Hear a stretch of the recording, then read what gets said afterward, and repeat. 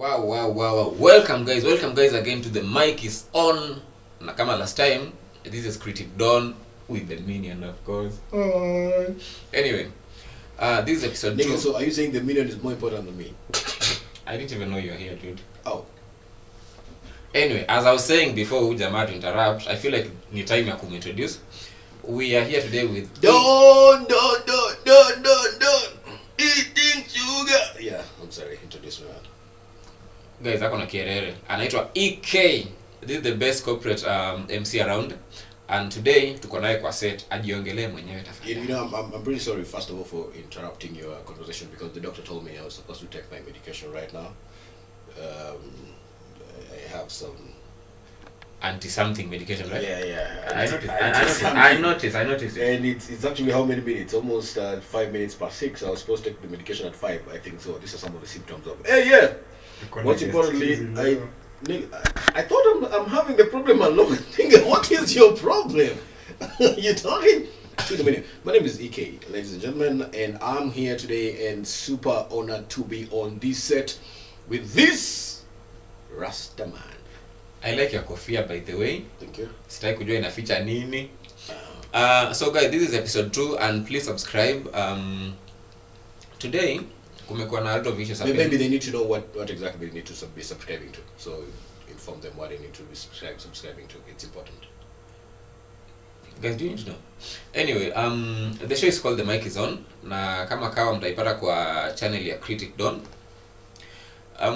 This week, or rather for the second episode, we wanted to talk about something inaitwa sponsor. Wa baba na wa mama, ama mubaba na mumama. Wa babas. AKA EK. So what are you saying? You're saying I am a sponsor? I don't know, I feel like unafanana kama a sponsor, dude. I take the positive side of the sponsor though. Because a sponsor is someone jamaa ambaye anajiweza, someone with money. Mfadhili. Kama naweza fadhili maisha ya mtu fulani, then mbona nisifanye kama Mwenyezi Mungu amenipatia huo uwezo, then why shouldn't I? Now Thank you for acknowledging that I am a capable guy, and thank you so much, and may God continue replenishing my pocket so I can be able to sponsor more and more people. Before I endelea na mahubiri, maybe I should ask the question of the day. Yes. What do you feel like, what do you think? Kukuwa sponsor ni kitu mzuri ama, I mean, I don't usiongea from the perspective ya kuwa sponsor na kuheshimu kama sponsor, but then I'm just asking. Yes. This whole idea ya kukuwa na mubaba ama mumama, is it a good thing? The question is, can it sustain a life? On both sides. Because sponsorship is a commercial entity. Is a listen.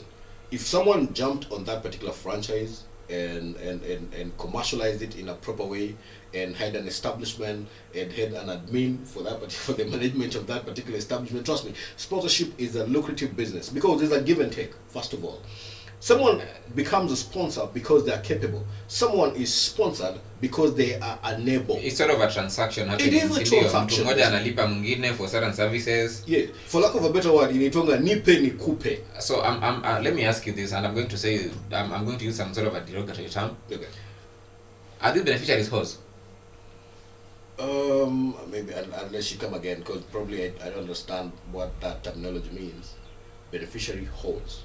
I'm just asking, kwamba ukiwa na mbaba ama ukiwa na mumama. Yes. Unafaa uitwe hii jina ya Kiswahili na ina sound vibaya kushinda ya Kiingereza. No, just say it a level by the Tini is the producer. Tini will. Tini will. So kukuwa na sponsor ni kuwa malaya ama ni nini? It's not necessarily. Look at it from this particular perspective.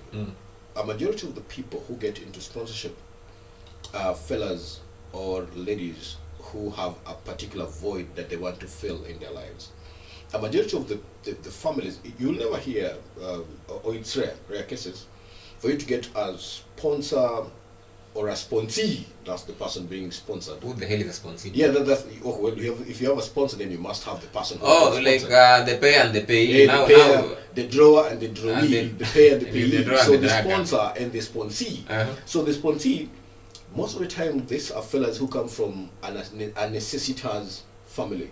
People who literally eat from hand to mouth. People who are not in a in the whole hierarchical needs. Literally, they're at the bottom of the hierarchy. I don't know. I'm sorry about that. Let me just interject.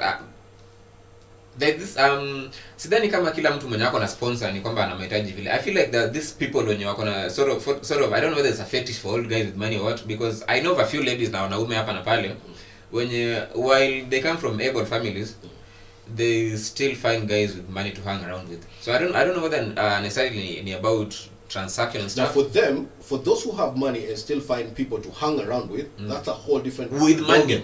Yes, that's a whole different. It's about maintaining the status. Okay. So I need to get a sponsor to maintain this particular status. You wouldn't want to date a poor person and what is it called? Not necessarily replenish. What's the opposite of replenishing the stocks and stuff? Diminish your stocks in terms of money. So you want to date someone who can actually be able to elevate your status or maintain the status. So that is for the rich.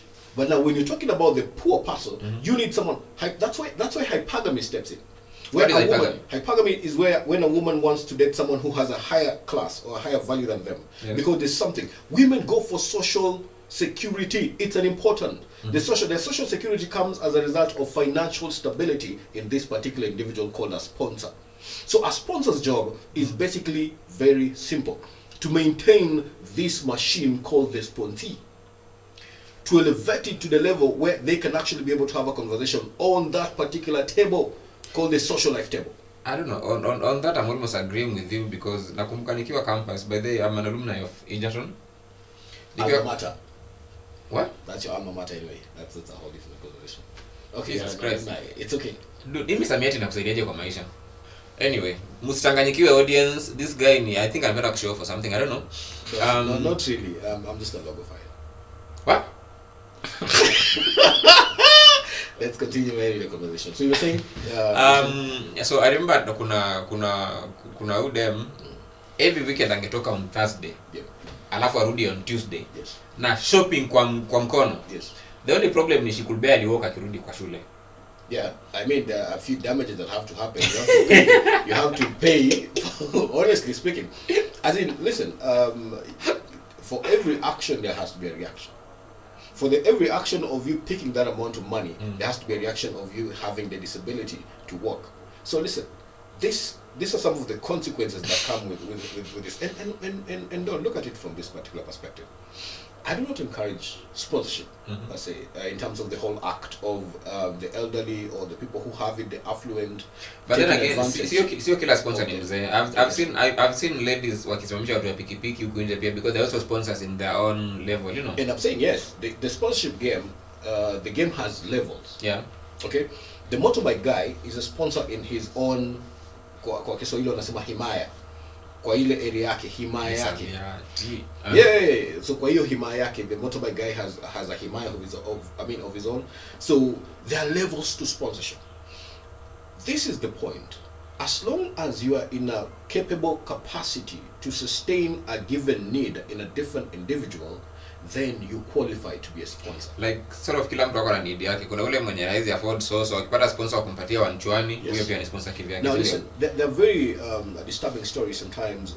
I think they've been featured on some of the news stations or the TV channels, and you see these stories of young girls being promised sanitary pads by these other fellas, especially I don't want to necessarily make the bodybuilder guys look a bit, but you get the point what I'm saying. Yeah. It goes to as minor and as little as a pad. As long as mtu anaanza kuna ule sponsor mwenye ana provide basic need, and then kuna ule mwenye ana provide luxury depending on the stage of the life ya msichana mwenyewe ama mwanaume mwenyewe, and that is depending why, on who it is, right? Yes, it depends, and that is why even prostitution has levels. When you are a prostitute, basically you are a low class self-selling lady or gentleman. But when you get to another class where now you roll with the who is who, the big wigs of the community, then you cease from being a prostitute, and now you become a socialite.